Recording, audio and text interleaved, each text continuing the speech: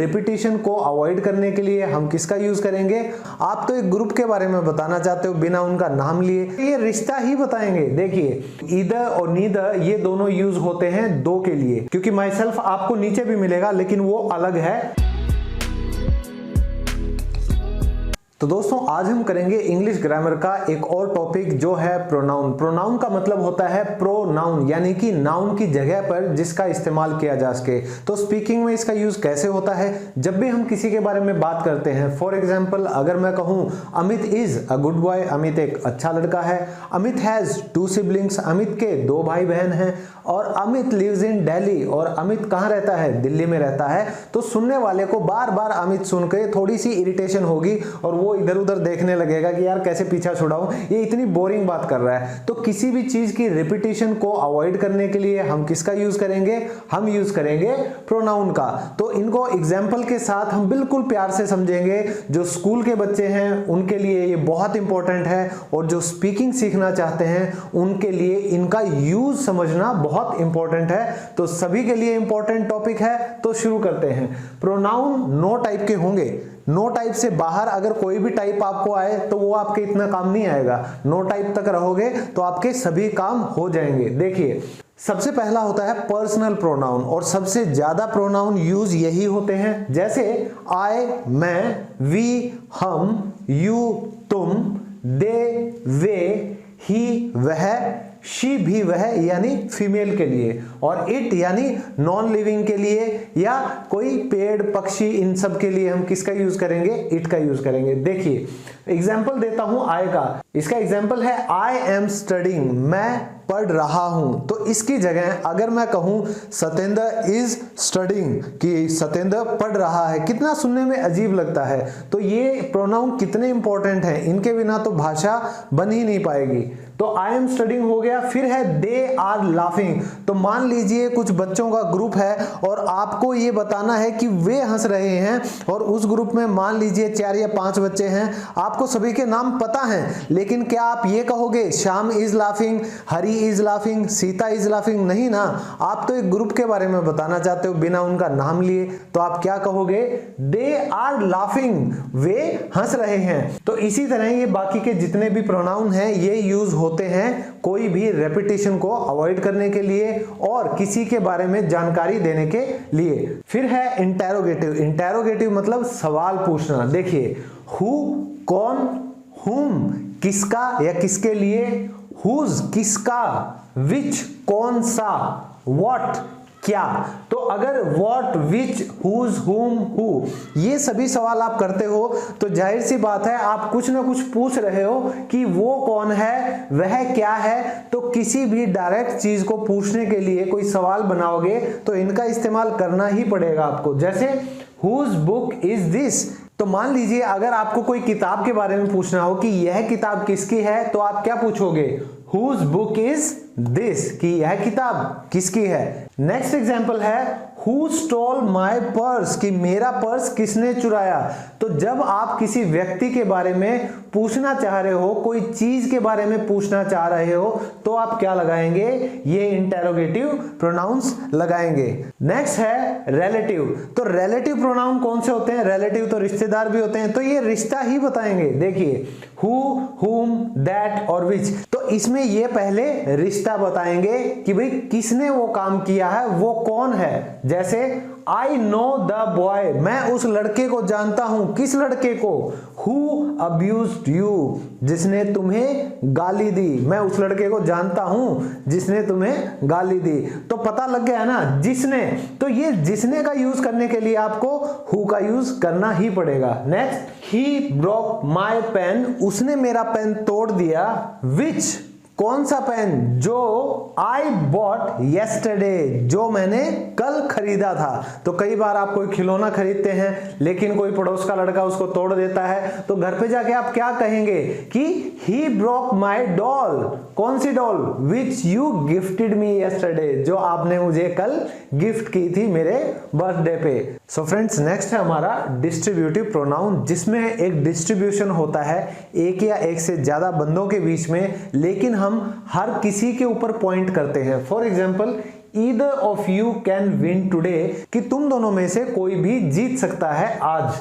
तो either of you, either और neither ये दोनों यूज होते हैं दो के लिए। ओके, फिर है none of you deserve this, कि भाई तुम में से कोई भी इस लायक नहीं है। वो किस लायक हैं ये कोई नहीं जानता। नेक्स्ट है neither of the two brothers is married, कि दोनों भाइयों में से कोई भी मैरिड नहीं है। तो यहां दोनों भाइयों की बात हो गई, चाहे एक ही सेंटेंस में हुई हो, इसीलिए जब हम डिस्ट्रीब्यूटिव प्रोनाउन का यूज करेंगे तो हम इसको क्या मानेंगे, सिंगल मान के, और इसकी वर्ब भी क्या आएगी, हमेशा सिंगुलर आएगी, कि भाई दोनों में से किसी की शादी नहीं हुई, और ऐसा हुआ तो बहुत बुरा हुआ, एक की तो हो जानी चाहिए। नेक्स्ट है each of you can go, कि तुम में से हर कोई जा सकता है। मान लीजिए 4-5 बंदे खड़े हैं, टीचर कहती है each of you can leave, तो इसका मतलब यह है कि आप में से सभी जा सकते हैं, किसी को भी रुकने की जरूरत नहीं है। नेक्स्ट है डेमोन्स्ट्रेटिव, तो इसको डिमॉन्स्ट्रेटिव नहीं कहते, इसको हम प्रोनाउंस करेंगे डेमोन्स्ट्रेटिव। तो डेमोन्स्ट्रेटिव का मतलब होता है जब आप संकेत करें, जब आप इशारा करें किसी चीज की तरफ। इसका एग्जांपल मैंने पहले भी दिया था, एक बार फिर से दे देता हूं, दिस दैट दीज दोज। जब हम इन चारों का एज ए सब्जेक्ट हम यूज करेंगे तो ये यूज होंगे डेमोन्स्ट्रेटिव प्रोनाउन। एग्जांपल कि वह मेरा घर नहीं है, that is not my house. तो आपका अगर थोड़ा सा दूर घर है तो आप इशारा करके बताओगे तो दैट बोलोगे, पास में है तो दिस बोलोगे, और एक से ज्यादा कोई चीज है तो दीज बोलोगे पास के लिए, और दोस बोलोगे दूर के लिए। For example this is my house, तो मैं मेरे घर के बिल्कुल सामने खड़ा हूं और मैं कह रहा हूं दिस इज माई हाउस। मान लीजिए गली की दूसरी तरफ आपके दोस्त का घर है, आप पूछते हो कि भाई वो घर किसका है, तो उसका दोस्त क्या कहेगा, दैट इज माई हाउस। तो उसका दोस्त बोलेगा कि वो जो दूर घर आपको दिखाई दे रहा है जो कि एक है वो मेरा घर है, दैट इज माई हाउस। समझ आया। नेक्स्ट है दीज आर योर क्लोथ्स, तो दीज हो गया एक से ज्यादा, तो दिस एक पास में और एक से ज्यादा हो तो पास के लिए यूज होगा दीज का। तो मान लीजिए मम्मी कपड़े लेके आती है, कहती है किसके हैं कपड़े, आप कहोगे दीज आर माई क्लोथ्स, किए तो मेरे कपड़े हैं जो आपने इधर उधर बिखेर रखे थे। फिर मम्मी क्या करेगी, पिटाई करेगी। नेक्स्ट है दोज आर माई पेंटिंग्स, तो मान लीजिए आप किसी पेंटिंग एग्जीबिशन में गए हैं तो आपका दोस्त कहता है कि यार तूने मुझे बुलाया था अपनी पेंटिंग दिखाने के लिए, कहाँ है भाई तेरी पेंटिंग, आप कहोगे वो मेरी पेंटिंग्स हैं जो उस दीवार पर हैं। तो आपका दोस्त कहना चाहता है कि थोड़ा सा दूर जो आपको पेंटिंग दिखाई दे रही है वो उसकी है, दोज आर माई पेंटिंग्स। तो ये डेमोन्स्ट्रेटिव का मतलब है आप इशारा कर रहे हैं, संकेत कर रहे हैं, डिमॉन्स्ट्रेट कर रहे हैं कुछ ना कुछ। ओके, नेक्स्ट है इनडेफिनेट, मतलब आपको पता नहीं है, कुछ पक्का नहीं है कि किसके बारे में बात हो रही है ना।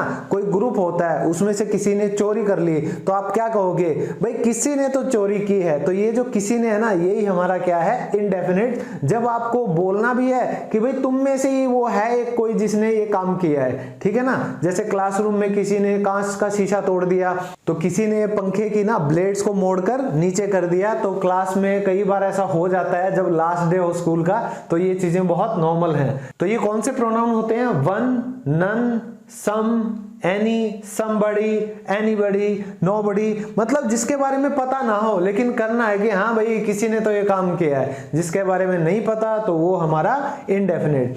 For example many of them are cricketers, तो एक ग्रुप हो, आपको ये पता हो कि भाई इसमें कुछ ना खिलाड़ी हैं लेकिन इनमें से कुछ क्रिकेटर भी हैं, तो आप क्या कहोगे, many of them are cricketers, कि इनमें से कई क्या हैं, खिलाड़ी हैं, किसके, क्रिकेट के। नेक्स्ट है फ्यू विल गेट एडमिशन, तो होता यह है कि अब बहुत से लोग अप्लाई करते हैं कॉलेजेस में एडमिशन के लिए, लेकिन एडमिशन तो कुछ कम को ही मिलता है ना। तो आप क्या कहोगे, only few will get admission. Okay, promotion की बात आ गई, नौकरी की बात आ गई, तो आजकल क्या लगता है, ये फ्यू ही लगता है कि भाई बहुत कम लोगों को मिलेगी। आपको नहीं पता कौन से वो लोग हैं, तो आपके लिए वो क्या हो गए, इनडेफिनेट हो गए। ठीक है, next example, no one came to my birthday party, तो भैया बहुत बुरा हुआ अगर आपके जन्मदिन पर कोई भी नहीं आया। तो आप किसी का नाम नहीं ले रहे, लेकिन बिना नाम लिए जब आप ब्लेम करना स्टार्ट करते हो तो आप यूज करते हो इनडेफिनेट प्रोनाउन का, कि नो वन, कोई भी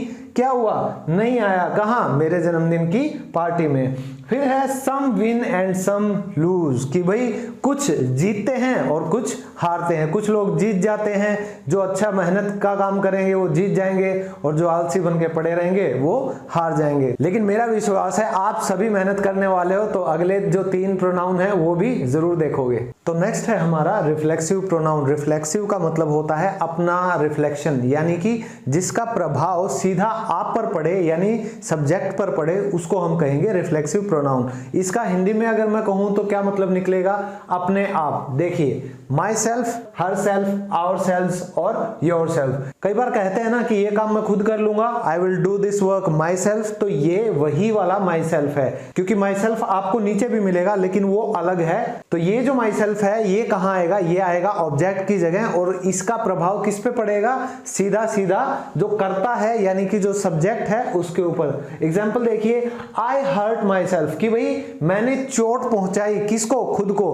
अब कई बार कहते हो ना कि चोट लग गई, मुझे अपने आप चोट लग गई खेलते खेलते या कुछ भी करते हुए, तो उसमें आप कहेंगे आई हर्ट माई सेल्फ, कि मैंने खुद को चोट पहुंचाई। नेक्स्ट है वी हिड आवर सेल्व्स, कि हमने खुद को छुपा लिया। तो आवर सेल्व्स क्यों आया है? क्योंकि एक से ज्यादा की जब हम बात करें वी में तो क्या आएगा? सेल्व्स आ जाएगा, सेल्फ आता है एक के लिए। नेक्स्ट है ममता डिसीव्ड हर सेल्फ, कि ममता ने धोखा दिया। किसको धोखा दिया? अपने आप को, अपने आप को।